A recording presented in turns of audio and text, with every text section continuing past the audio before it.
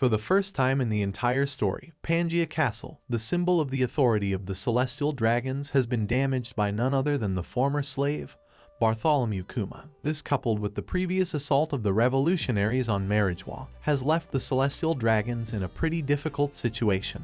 And with a swipe of his magic wand, Oda just revealed why there will be a flashback on God Valley at the end of the Egghead Island arc, as well as a potential reveal on how and why the ancient robot attacked Marijois 200 years ago. So, brace yourselves as we delve deep into the chapter and reveal all of the details you might have missed while reading the chapter. Hi guys, Sean here. I just wanted to thank you guys for the support that I got in the last video. I would also appreciate it if you subscribe to the channel as well as like the video. My goal is to get to 1K subs by the end of the month, God willing. I know it sounds crazy, but I know with you guys it is possible. With all of that out of the way, let us begin. Over 800 chapters ago, Bartholomew Kuma was introduced as a pawn of the world government, serving as a notorious member of the warlords. As the story progressed, we found out that he was not only a prominent member of the revolutionary army, but also the former king of the Sorbet Kingdom, which we know nothing about. Even so, the two most shocking reveals about Kuma that we had in the last few chapters were: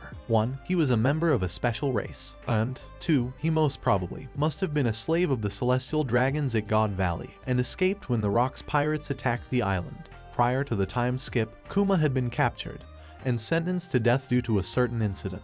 He was, however, given a chance to avoid this predicament by accepting to be a subject for Dr. Vegapunk's experiments. Despite now being a cyborg, with literally all of his memories lost, his actions have always shocked the community, as more than once, he went against his orders and let the Straw Hat pirates escape. In One Piece chapter 1071, it was revealed that Bartholomew Kuma was climbing the Red Line for an unknown purpose. The most possible reason why Kuma was doing this was to save jewelry Bonney. There is enough evidence in the story to support this. First things first, let us not forget that the Straw Hats arrived on Egghead Island on the same day that Lulusia Kingdom was destroyed, and Sabo returned to Momwaro Island a few days later. And since Oda clearly hinted at Kuma arriving atop the Red Line a day prior, it means Kuma started acting right around the same time that Jewelry Bonney pointed a lightsaber at Vegapunk, which led her to be attacked by a swarm of insects, causing her to pass out. Atop Marijois, he literally took down all the fodder and even succeeded to damage a small portion of Pangaea Castle with an Ursus shock. When confronted by Sakazuki, Kuma did not even try to defend himself. As a result, he ended up losing a chunk of his face and a limb. Granted, in his eyes, that was probably a small price to pay, as his daughter's life was literally in danger. That said, we got a flashback on Sakazuki's interaction with Jewelry Bonney after he rescued her from the Blackbeard pirates. Sakazuki claimed Kuma willingly gave himself up to be transformed into a combat weapon.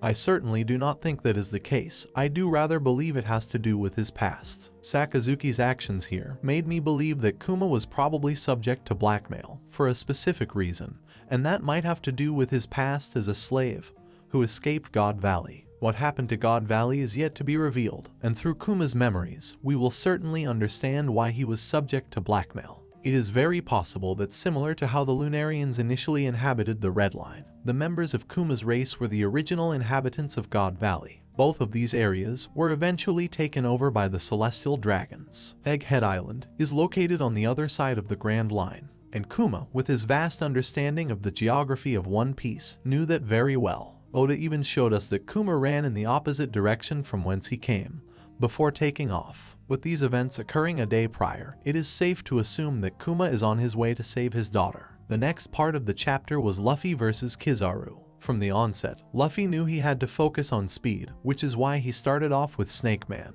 This impressed Kizaru, but Kizaru was easily capable of keeping up with Snake Man. Kizaru used his Yata no Kagami ability to teleport far away from the island, and then attacked Luffy with so much force that it sent him crashing through the Vega Force 1. With Vega Force 1 destroyed, one could think that the Straw Hats' escape plan had been thwarted. But we must not forget that the Vega Force 1 was constructed by Shaka, based on all the information and data they had on the ancient robot. Bonney attacked Kizaru as well, and his answers seemed to confirm the fact that he was clearly following Saturn's commands, as he said that Bonney was just a child, and she could be left alone. I think it is clear in the story that none of the 5 elders are saints, which therefore means that there must be something up with Kuma's race that they still find valuable. In an instant, Kizaru took out Jewelry Bonney and suddenly appeared in the control room, declaring that he had effectively thwarted Vegapunk's plan by destroying the Vega Force 1. Giant Luffy then appeared out of nowhere and grabbed Kizaru, who seemed to know of Luffy's Nika fruit.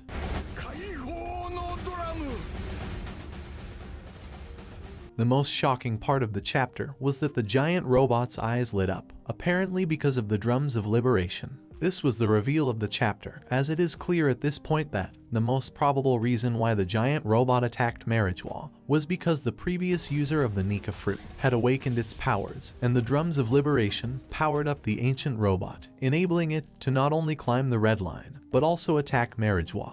Given that the world government had been after the Nika fruit for over 800 years, it is safe to assume that the fruit might have been passed from one user to another until it finally got to Luffy. Funny enough, we already knew that Joy Boy had made a promise to the mermaid princess Shirahoshi, which was to destroy Fishman Island and to enable the fishmen to live on the surface with all of the other races. In order to achieve this, the vast majority of the One Piece community agrees that the red line needs to be destroyed. It is therefore possible that the giant robot was created for the sole purpose of fulfilling Joy Boy's dream. This would explain why it lit up after listening to the heartbeat of giant Luffy. What was also important to note was that the Marks III pacifistas had completely destroyed the weaponized sea beasts, thus enabling the Navy soldiers to gain access to the Fabrio phase. This means that the escape party is now cornered. With Sentomaru out, the Seraphims could be released, which could make things even more difficult for the escape party. Then there is Kizaru, who thanks to his devil fruit abilities will not be shaken off easily. And even if Luffy defeats him, Saint J. Garcia Saturn